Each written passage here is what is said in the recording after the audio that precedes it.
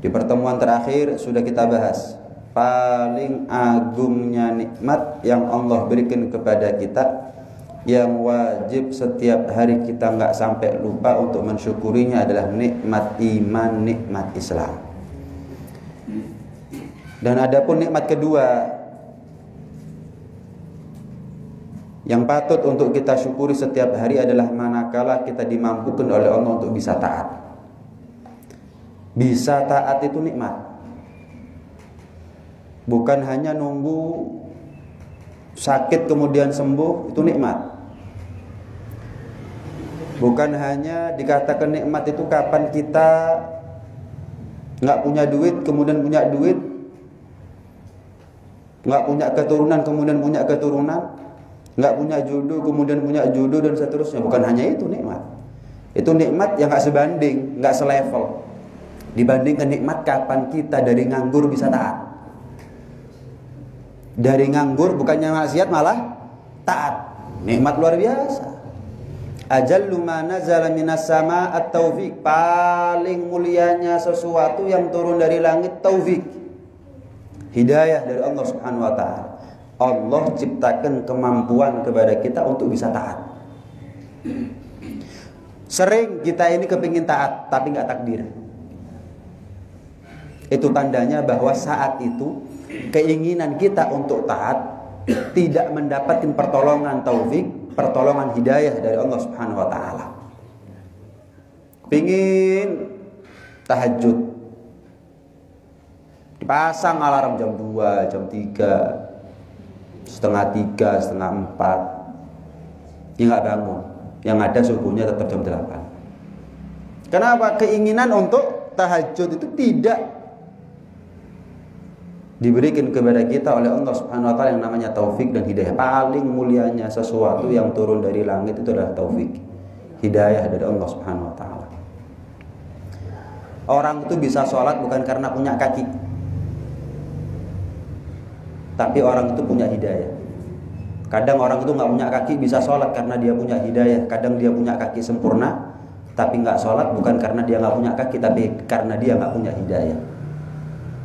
Orang itu bisa pergi ke masjid, ke musola, ke langgar bukan karena jarak rumahnya yang dekat. Kadang-kadang rumahnya jauh bisa pergi ke masjid 5 waktu. Kadang-kadang yang dekat belum tentu bisa. Kenapa? Yang jauh dapat hidayah, yang jauh dari masjid dekat dengan hidayah, yang dekat dengan masjid jauh dari hidayah. Kita bisa baca Quran misalnya bukan karena kita punya mata.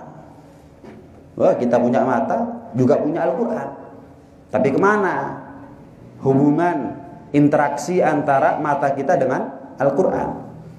Kadang-kadang saudara kita maaf nggak punya mata, maaf buta, tapi mereka mau berusaha keras untuk bisa baca Al-Quran. Sampai akhirnya mereka bisa baca Al-Quran karena mereka dapat hidayah walaupun mereka buta.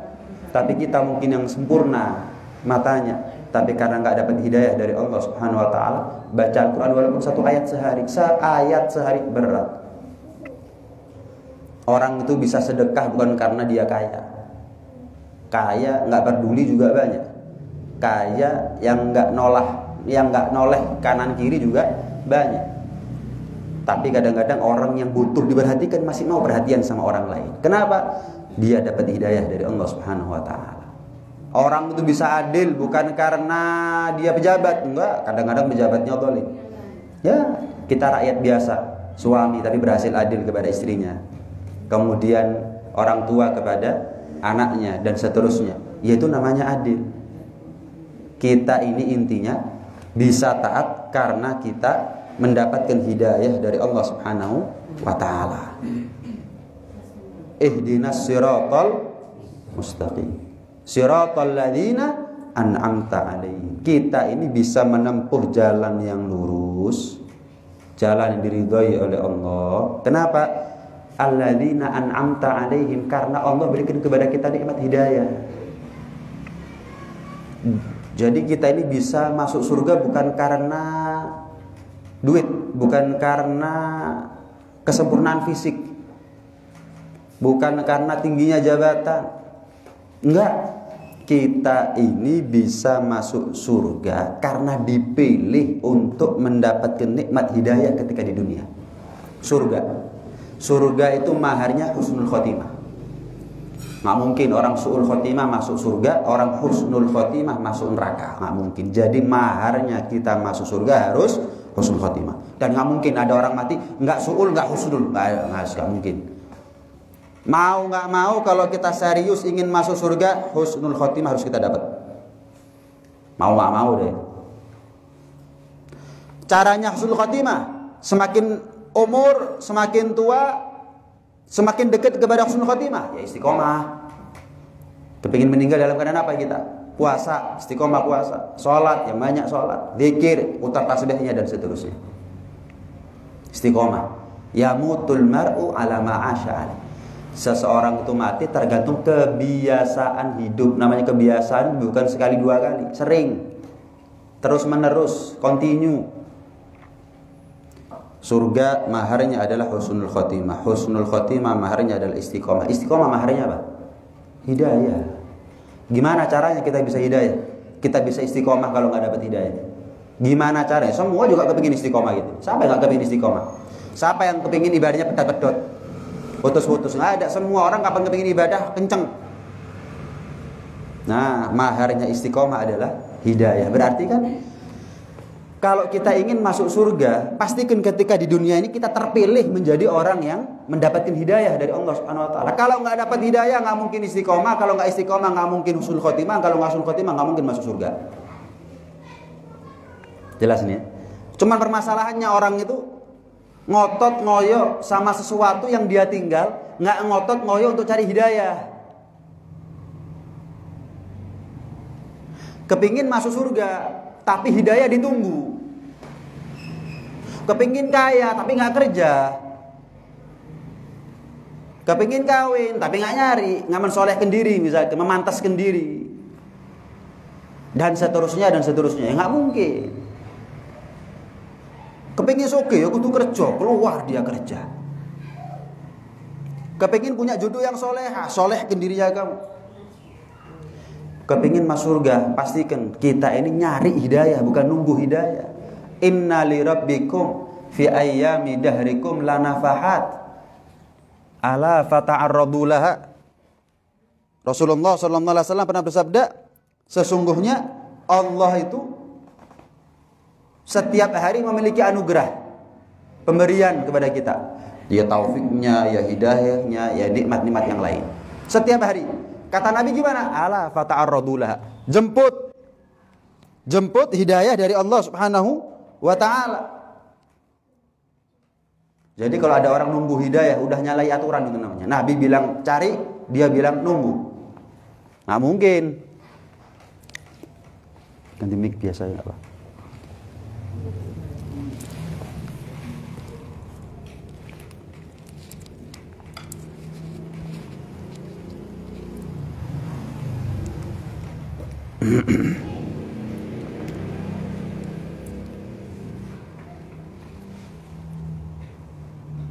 Jadi kalau ada orang ditanya, kenapa kamu nggak taat? Atau sebaliknya, kenapa kamu maksiat? Ya nggak tahu. Kenapa Allah tidak berikan hidayah kepada saya? Ya ini orang nggak tahu diri. Dikasih nikmat, bukannya syukur, dipakai untuk taat ibadah kepada Allah Subhanahu wa taala, malah menyampaikan hujjah kepada Allah Subhanahu wa taala, dalil kepada Allah Subhanahu wa taala. Enggak begitu.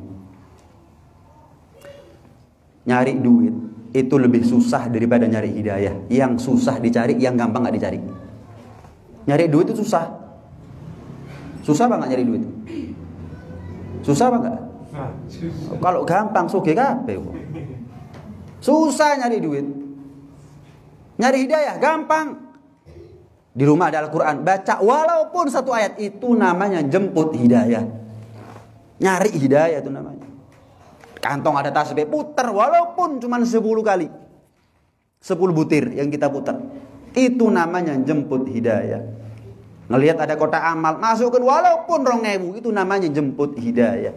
Mulut nganggur, baca istighfar, baca sholat, itu namanya jemput. Gampang. Golek duit sorot dibelan-belani, golek hidayah sing gampang, nggak tahu ditekani.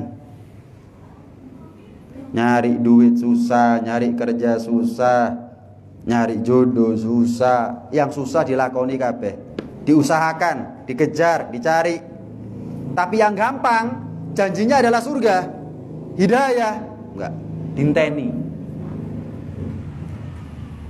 Kalau ditanya kenapa kamu nggak taat, kenapa kamu nggak sholat, kenapa kamu begini, kenapa kamu begitu, nggak tahu Allah. Allah nggak kasih hidayah kepada saya. Kamu nggak jemput, kamu nggak nyari, kamu nggak nyari. Hidayah itu ibarat buah yang sudah ranum, tinggal petik, makan, selesai. Bukan disimpan sama Allah hidayah itu, disingit, disembunyikan, enggak. Dia mana hidayah, enggak. Kita ajak yang kalau urusan surganya malas, urusan dunianya semangat. Surganya malas, dunianya semangat. Sehingga yang susah, tapi karena semangat dibelani. Yang gampang, surga padahal yang disediakan oleh Allah Subhanahu wa taala, enggak kita cari. Enggak bisa. Karena itu enggak sah, saking pentingnya hidayah. Enggak sah sholatnya kita kalau kita enggak minta hidayah. Ihdinas siratal mustaqim. Kalau bismillah, bacaan bismillah dalam Fatihah itu ada khilaf. Tapi kalau ihdinas siratal mustaqim dalam Fatihah enggak ada khilaf. Itu termasuk bagian daripada Fatihah. Enggak sah sholatnya kita kalau kita enggak minta hidayah. Karena begitu pentingnya hidayah. Panjangnya kunut yang kita minta, yang pertama kali kita minta adalah hidayah. Allahumma inna nas'aluka Allahumma hdina fi man hadait. Allahumma hdina fi man hadait. Ya Allah, limpahkan, curahkan, tumpahkan kepada kami hidayahmu sebagaimana orang-orang soleh engkau berikan hidayah kepada mereka. Rasulullah sallallahu alaihi wasallam gudangnya hidayah. Wa innaka latahdi ila siratal mustaqim. Ya ayuhan nabi inna arsalnaka syahidan wa mubasysyiran wa nadhira wa da'iyan ila Allah bi'idnihi wa sirajan munira, dan seterusnya. Nabi gudangnya hidayah, tetap minta hidayah kepada Allah. Belum Nabi minta at-tuqa wal afaf wal ghina, yang pertama kali Nabi minta adalah al-huda. Kenapa? Nggak mungkin kita ini bertakwa kalau kita nggak dapat hidayah. Nggak mungkin kalau kita ini bisa menjadi orang yang menjauh dari kemaksiatan kalau sebelumnya kita nggak dapat hidayah duluan. Nggak mungkin kita ini punya sifat yang qanaah kalau kita nggak dapat hidayah duluan. Jadi pertama kali yang Nabi minta al-huda, baru wat-tuqa wal afaf wal ghina. Kita sering baca doa gimana? Allahumma arinal haqqa haqqan warzuqna ittiba. Ya Allah, tampakkan kepada kami yang hak adalah hak. Tapi jangan cukup di situ ya Rabb. Berikan rezeki kepada kami untuk bisa mengikuti yang hak adalah hak. Berapa banyak, berapa sering, berapa kali kita tahu yang hak adalah hak, enggak kita lakukan. Wa arinal batila batilan warzuqna tinabah. Ya Allah, tampakkan kepada kami yang salah itu salah. Tapi jangan hanya engkau tampakkan ya Allah, berikan rezeki kepada kami hidayah untuk bisa menjauhi apa yang salah. Berapa kali, berapa sering, berapa banyak kita ini tahu salah, tetap dilakoni. Tahu salah, tetap dilanggar. Tetap dilanggar. Ketunyan, orang zaman sekarang ini ketunyan. Ketunyan tapi kepingin mlebu surga gitu loh orang sekarang. Yang dipikiri fokus konsentrasinya adalah dunia, tapi kepingin masuk surga. Man ahabba dunya adarra bi akhiratih. Rasulullah SAW bersabda, barang siapa yang cinta dunia, dia sudah merusak akhiratnya. Nggak mungkin. Lu gimana Habib? Maksudnya Habib? Gini, saya kasih contoh. Kadang-kadang kita kalau melihat ada orang punya rumah bagus, wah, pasti kita kepingin punya rumah sebagus dia. Ya doa, ya usaha. Kadang kita ngelihat ada orang punya mobil bagus, wah, kita pasti berdoa dan berusaha untuk punya mobil sebagus dia. Doa dan usaha. Dunia, kita ngelihat ada orang meninggal husnul khotimah, meninggal dalam keadaan sujud. Wah, pasti kita kepingin meninggal juga dalam keadaan sujud. Pertanyaannya, di mana usahanya kita? Mobil, rumah, doa dan usaha. Husnul khotimah, dungot tok, kepingin tok, karep tok.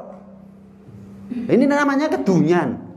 Mobil, rumah, doa, usaha, doa, usaha, doa, usaha. Surga, kepingin tok. Ini namanya kedunyan tapi kepingin mlebu surga. Tidak ada, bukan begitu rumusnya. Rumusnya orang kepingin masuk surga bukan mendahulukan dunia, bukan interest, tertarik dengan dunia, bukan itu.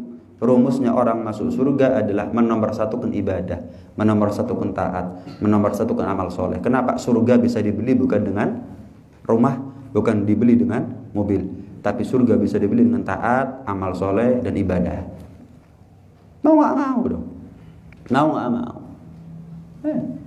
Sering kan saya sampaikan, rumah yang kita bangun, ya Allah, kita tinggal, kita ribut sama yang kita tinggal. Dibangun omah, ditinggal. Mobil dibeli, kadang cicilan durung lunas wong wis sedo. Baju ditumpuk, kain kafan yang dipakai, bukan itu yang dibawa. Ditinggal. Wah, kenalan ini dan itu waktu masa hidupnya, wah, berusaha dia cari relasi, cari link, cari channel, wah top. Kapan meninggal? Ditinggal. Ditinggal. Kurang mesti nyelawat. Channelnya, relasinya, kurang mesti nyelawat. Belum tentu sampai kabar ke dia. Kalau kita meninggal, belum tentu. Tapi yang pasti kita ketemu dengan relasi kita di akhirat. Relasi kita di alam kubur. Apa itu? Cacing sama kecoa. Mobil, garasi penuh dengan mobil, mati, mentok ambulan. Kita ribut, nyari sesuatu yang kita tinggal. Kita ribut nyari sesuatu yang kita tinggal. Nggak ribut nyari sesuatu yang pantas jadi bekal sebetulnya. Kayak husnul khotimah. Wah, ini beruntung-beruntungnya orang. Orang itu sekaya apapun dia, sepanjang apapun umurnya dia, yang paling penting husnul khotimah. Dawa umure tapi husnul khotimah. Soge tapi husnul khotimah. Percuma semua. Yang paling penting husnul khotimah. Yang paling penting hidayah dari Allah Subhanahu wa taala. Kaya tapi nggak dapat hidayah, kaya tapi su'ul khotimah, maka matinya dia adalah akhir dari kenikmatan dunia, awal daripada kesengsaraan akhirat. Susah, miskin, fakir, tapi dapat hidayah, tapi husnul khotimah, maka matinya dia adalah akhir dari kesusahan dunianya, awal dari kenikmatan akhiratnya, kenikmatan surga. Beruntungnya orang, bejo bejone wong, soge, hidayah, husnul khotimah, maka matinya dia bukan akhir, tapi pindah dari kenikmatan dunia kepada kenikmatan surga. Pindah kepada kenikmatan dunia, ya, dari kenikmatan dunia kepada kenikmatan yang lebih, kenikmatan surga. Apes-apesnya orang, sial-sialnya orang, salah wis fakir, susah, nggak pernah jemput hidayah, matinya su'ul khotimah. Nggak pernah berusaha nyari hidayah, ya otomatis matinya su'ul khotimah. Waliyadzubillah min dzalik. Maka sama, matinya dia bukan akhir dari susahnya, tapi adalah perpindahan dari susah dunia kepada susah neraka. Pindah dari susah dunia, bukan mati terus mari, pindah dari susah kepada susah neraka, susah yang lebih. Mau sampai kapan? Yang ada di benaknya kita ini melek merem adalah urusan dunia ini, mau sampai kapan? Mau sampai kapan? Sampai nyawa sudah di kerongkongan baru kita sadar itu semuanya, bahwa ternyata selama ini saya bingung sama sesuatu yang saya tinggal. Enggak. Kira itu arahkan. Arahkan, bimbing, tuntun, terutama jenengan yang laki, sebagai suami, sebagai bapak. Ayo, Dik, istriku, ayo putra-putriku, kita lebih fokus nyari surga. Kita ini jadi kaya atau tidak, belum kita lahir sudah paten hukumnya oleh Allah SWT. Nggak mungkin, bukan kalau kita taat, suge, lek maksiat, melarat. Nggak. Bukan kita ini kalau ngoyo kerja pasti suge, lek males jadi melarati, belum tentu. Urusannya Allah Subhanahu wa taala. Kita punya tanggung jawab yang lebih daripada itu. Itu kan sudah diurusi sama Allah. Itu kan sudah dijamin sama Allah. Lu nggak yakin dah? Misalkan jenengan mau ngurusi sesuatu, tak bilang, wes nggak usah jenengan yang ngurusi, biar saya yang ngurusi. Lah seneng nggak sampean? Atau nuwun nggih Beb? Waduh malah ngerepoti. Wes jenengan nggak usah ikut-ikut sudah, biar saya yang ngurusi. Percaya apa enggak sampean? Percaya apa enggak? Jenengan kerja dulu digaji, Apa gaji dulu baru kerja? Kok percaya? Padahal menungso lho iku. Kapan sugih esuk melarat? Kapan amanat, kapan khianat? Allah bilang, sudah ibadah, rezekimu sudah aku yang ngatur. Gak percaya kok. Gak percaya orang. Gak percaya. Mintanya tuh duha, sholat duha, salam, metu 10 juta. Baru percaya sholat duha itu ngelancano rezeki. Ya nggak usah pengajian, lek assalamualaikum warahmatullahi, assalamualaikum 10 juta betul nggak usah pengajian, sembahyang kabeh. Lek perlu nabi nggak usah. Nggak begitu, dites imannya kita oleh Allah Subhanahu Wa Taala. Percaya, yakin, mantap, kok enggak? Wah kita sama manusia kerja dhisik digaji keri, wani, yakin, nggak bakal dikemplang, nggak bakal rugi, nggak bakal bangkrut, bakal dibayar. Amanat, nggak khianat, yakin Allah jamin. Ibadah rezeki aku sing ngatur, gak percaya. Saya ngomong sama jenengan, wis jenengan nggak usah repot-repot, biar saya yang repot, tak aturno kabeh. Seneng jenengan. Allah bilang tak aturno kabeh, saya gak percaya. Sudah diurusi sama Allah. Saya kepengin melo ay. Urusannya Allah yang bukan urusannya kita. Kalau kita turut campur itu namanya ngelancangi. Nah orang kalau sudah ngelancangi urusannya Allah, saya mau tanya, rezeki itu urusannya Allah apa urusannya kita? Ada rezeki itu urusannya kita tuh ada. Kalau rezeki itu urusannya kita, mau miskin mau kaya kita. Rezeki urusannya kita. Saiki kepingin butuh duit 10 juta. Rezeki urusan sama sekali. Pernah kan saya cerita tentang Siti Maryam itu yang makan kurma ketika ketika akan melahirkan Nabi Isa alaihissalam. Nilai usaha, tapi rezeki dari Allah Subhanahu Wa Taala. Manusia hanya berusaha, manusia hanya berupaya, berikhtiar. Rezeki urusannya Allah. Menungso kok melok melancangi, kualat sing melancangi. Digawe ruwet. Man asbaha wa hammuhud dunya. Rasulullah SAW bersabda, barang siapa yang bangun di pagi hari yang jadi kesumpekannya dia adalah urusan dunia. Pertama, syattatallahu alaihi amr. Allah buat tercerai-berai urusannya dia. Wong iku kedunyan, kudu tambah teratur dunyane. Tambah ajur. Wa farraqa alaihi dhai'atah. Barang yang sudah digenggaman hilang. Barang yang sudah digenggaman hilang. Wa ja'ala faqrahu baina ainihi. Orang yang pagi hari bangun melek merem urusannya dunia, Allah jadikan kefakiran itu di depan matanya. Wong kedunyan kudu tambah sugih. Ini sabdanya Nabi ini. Wong iku lek kedunyan malah ja'alal faqra baina aini. Allah jadikan kefakiran di depan matanya. Jadi orang itu kedunyan marani melarat, itu namanya. Marani melarat. Kemudian apa? Walam ya'tihi minad dunya illa ma kutibalah. Sak ngoyo-ngoyonya dia dalam urusan dunia, enggak dia sampai daripada dunia kecuali apa yang sudah Allah tentukan, enggak lebih enggak kurang. Tapi yang Allah pasrahkan kepada kita, nasibnya kita nanti di akhirat tergantung bagaimana amal solehnya kita di atas dunia. Ini yang dipasrahkan oleh Allah. Wa ma umiru illa liya'budullaha mukhlishin lahuddin. Wa ma khalaqtul jinna wal insa illa liya'budun. Illal ladzina amanu wa amilus sholihat. Itu yang diperintah oleh Allah Subhanahu wa taala. Rezeki aku yang ngatur. Masa enggak percaya sama aku kata Allah? Usah nglancangi. Selebihnya fokus untuk ibadah sama Allah Subhanahu wa taala. Kenapa? Ini yang Allah perintah kepada saya hidup di atas dunia. Untuk apa? Jamin nasibnya saya sendiri nanti di akhirat. Ya Allah tahu sih kita ini bakal kemana nanti di akhirat, Allah itu tahu. Tapi kita ini punya tugas hidup di atas dunia, memperbesar potensi masuk surga, meminimalisir resiko masuk neraka. Bukan jamin itu urusannya Allah Subhanahu wa taala. Urusan ibadah, surga neraka, jaminan urusannya Allah. Vonis urusannya Allah, keputusan urusannya Allah. Kita punya tugas hidup di dunia hanya memperbesar potensi surga, meminimalisir resiko neraka. Dengan apa ya? Taat, amal soleh. Dengan apa? Cari hidayah dari Allah Subhanahu wa taala. Cari hidayah dari Allah Subhanahu wa taala. Iya. Kapan hari kan sempat viral itu. Sempat viral ucapan atau nasihat dari seorang kakek tua. Carilah dunia pasti nggak dapat. Kalaupun dapat, pasti nggak banyak. Kalaupun banyak, pasti nggak puas. Ada orang tuh puas sama dunia.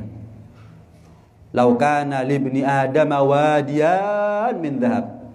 Kata Nabi, kalau seandainya anak manusia, anak Adam itu punya 2 lembah isinya penuh dengan emas, labtagha thalithan, dia pasti berharap punya 3 lembah isinya emas. Punya 3 berharap 4. Freeport punya Freeport berharap yang lain kalau perlu. Labtagha thalithan, dia pasti berharap punya lembah yang ketiga yang isinya dengan emas. Walan yamla afahu ila turab, tidak ada dia merasa berhenti dari angan-angannya dia kecuali kalau sudah mulut ini kemasukan tanah alias mati baru. Oh alah, nggak ada bedane ya wong sugih wong melarat, kain kafan diusung, kuburane padha peteng, sempit diwian sama. Annasu niyamun wa idza matu intabahu, kata Sayyidina Ali. Manusia ini kalau hidup seperti orang tidur mimpi, mati baru sadar. Dunia ini seperti monopoli. Tuku stasiun, waduh, bandara, wah. Anaknya lewat, misalkan kita nih, main monopoli. Anaknya lewat, kesandung, jatuh, buyar wis monopoli ku mau. Buyar apa enggak? Buyar kabeh sama. Wah, ketika belum rusak ini mainan, wah, duwe bandara rek aku rek. Wah, duwe hotel. Wah, punya ini, wah kekayaan saya. Begitu dadak anaknya lari, jatuh, buyar. Ini permainan baru. Di hotelnya. Mana hotelnya? Mana kekayaannya kamu tadi? Mana asetnya kamu? Nah, manusia ini selagi dia hidup, dia banyak bermimpi. Rumah, mobil, kekayaan, tanah, ini itu. Mati, mana itu semuanya? Mana? Yang ditanya sholat, yang ditanya bukan rumah, yang ditanya cari dunia, pasti nggak dapat. Kalaupun dapat, pasti nggak banyak. Kalaupun banyak, nggak mungkin puas. Nggak mungkin puas orang itu dengan dunia, nggak mungkin puas. Kalaupun puas, pasti gak suwi. Itu pasti wis. Itu paling mentok. Kadang dapat dunia banyak, puas, tapi lek gak suwi pasti sudah. Nggak mungkin selamanya dia kaya, itu nggak mungkin. Hidup selamanya itu nggak mungkin. Cari surga, sudah pasti dapat banyak. Mana ada surga itu isinya dikit. Lek titik harusnya ngarep mlebu surga. Sudah banyak puas, mana ada orang masuk surga nggak puas. Semuanya ada kok, merem-melek ada. Ya, merem-melek kepingin apa? Turutan. Selamanya sudah dapat banyak, sudah banyak puas, sudah puas selamanya. Orang ngejar yang sementara, yang belum tentu, yang ini, yang itu. Buat apa? Buat apa itu semua? Karena itu kita sekarang tugasnya adalah nyari hidayah. Berbahagialah, beruntunglah kapan kita mendapatkan hidayah dari Allah Subhanahu wa taala. Berbahagialah kapan kita berhasil mendapatkan hidayah dari Allah. Kenapa? Karena kita nggak tahu sebetulnya. Jangan nunggu hidayah. Kalau nggak sekarang, besok bisa dapat hidayah. Kita tahu tak? Sekarang kita bernafas, besok masih bernafas.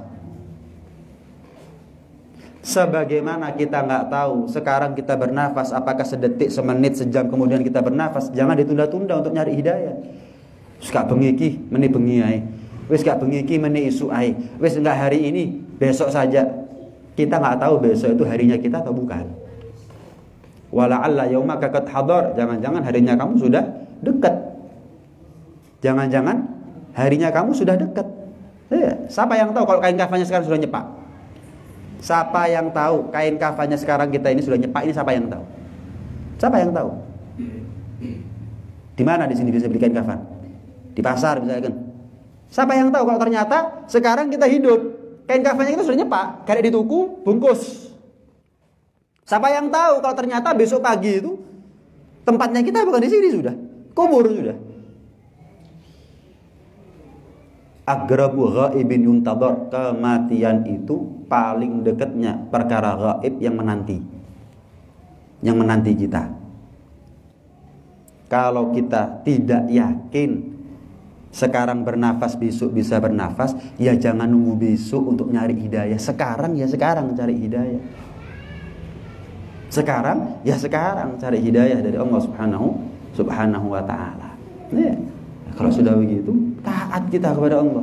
Makanya orang dulu, orang-orang soleh, ya para nabi, para sahabat, ulama solihin, aulia semuanya, mereka hidupnya nyari hidayah dari satu kepada hidayah berikutnya. Sama seperti kalau kita nyari uang itu 1.000, dapat 1.000 cari 1.000 yang lain, dapat 2.000 cari 2.000 yang lain, dapat 5.000 cari 5.000, terus gak mandek.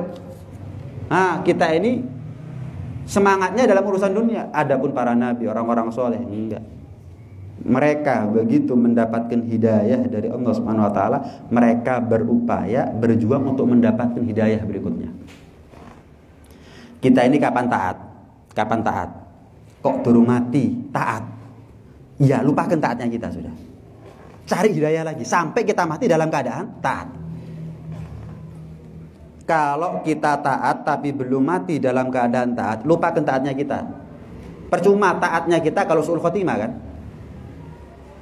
Sekarang saya taat, tapi kok durung mati, taat atau mana? Sekarang saya dapat hidayah, tapi kok belum meninggal dalam keadaan dapat hidayah, cari hidayah lagi. Jangan dianggap gede. Oh, saya sudah pernah ini. Kita nggak tahu umurnya bagaimana kok. Sama kalau kita ini pernah maksiat, kok belum meninggal dalam keadaan maksiat, ojo digaya gede. Dalam artian apa? Tetap nyesel, mohon ampun kepada Allah Subhanahu wa taala, istighfar yang banyak. Cuman jangan sampai terperangkap dalam masa lalu. Loh, kita ini belum mati dalam keadaan maksiat kok. Berarti kan kita masih punya jalan, kita masih punya kesempatan, peluang untuk meninggal husnul khotimah. Itu yang dilakukan oleh orang-orang soleh dulu, termasuk para nabi dan semuanya. Dapat hidayah. Loh, dikira nabi itu nabi aja. Minta tsabbit qalbi ala dini. Atakhafu anta ya Rasulullah? Apakah Anda khawatir, takut ya Rasul? Wa ma yu'minuni wa qalbi baina usbu'ain min asabi'ir rahman yuqallibuhu kaifa yasha. Rasulullah bilang, bagaimana mungkin aku merasa aman? Nabi minta kemantapan iman. Apakah Anda takut ya Rasul? Kata sahabat, bagaimana mungkin aku merasa aman, merasa terjamin sementara hatiku ini hanya seonggok daging yang berada dalam genggaman kuasanya Tuhan. Dibolak-balik terserah dalam keadaan apa. Nih, sekarang kita taat, tapi mungkin tadi sore kita maksiat. Nih, sekarang kita taat, tapi mungkin nanti malam kita maksiat. Semudah itu dibolak-balik keadaan kita. Kita ini taat maksiat, taat maksiat, taat maksiat, berarti karena perubahan hati. Secepat itu Allah bolak-balik. Sekarang kita taat. Sekarang kita taat. Tadi mungkin maksiat. Lah kok cepet deh, sore maksiat, kapan maghrib taat. Hati-hati loh. Sore tadi kalau kita mati husnul khotimah loh itu. Sekarang kalau kita mati husnul khotimah. Ah, sekarang kita taat. Jangan sampai nanti kita maksiat. Kenapa? Sekarang kalau kita mati husnul khotimah. Tapi kalau enggak, nanti malam kapan maksiat mati? Suul khotimah. Percuma kumpulnya kita sekarang. Enggak direken belas. Sebagaimana husnul khotimah itu ngobong dosa, suul khotimah itu juga ngobong ganjaran. Jadi kalau kita taat, belum mati dalam keadaan taat, ya terus taat sampai mati dalam keadaan taat. Kalau kita maksiat tapi alhamdulillah belum mati dalam keadaan maksiat, lupakan, ojo maksiat. Gak kepingin mati maksiat tapi maksiat. Gak kepingin dicakar singo tapi masuk ke kandang singa. Tidak bisa, mau gak mau. Ini adalah kewajiban buat kita semuanya sebagai hamba Allah, sebagai umat Rasulullah sallallahu alaihi wasallam. Mudah-mudahan Allah jadikan kita sebagai sebaik-baik makhluk. Sebagaimana Allah jadikan kita sebagai sebaik-baik umat, Allah jadikan kita sebagai sebaik-baik manusia dalam artian yang taat, yang beramal soleh, yang banyak ibadah. Dan mudah-mudahan Allah wafatin kita dalam keadaan husnul khotimah semuanya, dalam keadaan diridhai oleh Allah, dicintai oleh Rasulullah, setelah panjang umur, dalam keadaan sehat walafiat, dalam keadaan taat kepada Allah, patuh kepada Rasulullah sallallahu alaihi wasallam ala hadhihi niyyah wa ala kulli niyyah salihah wa ila hadratin Nabi Muhammadin sallallahu alaihi wasallam. Al-Fatihah. Ihdinas siratal mustaqim. Rabbana anfa'na bima 'allamtana, rabbi 'allimna alladhi yanfa'una, rabbi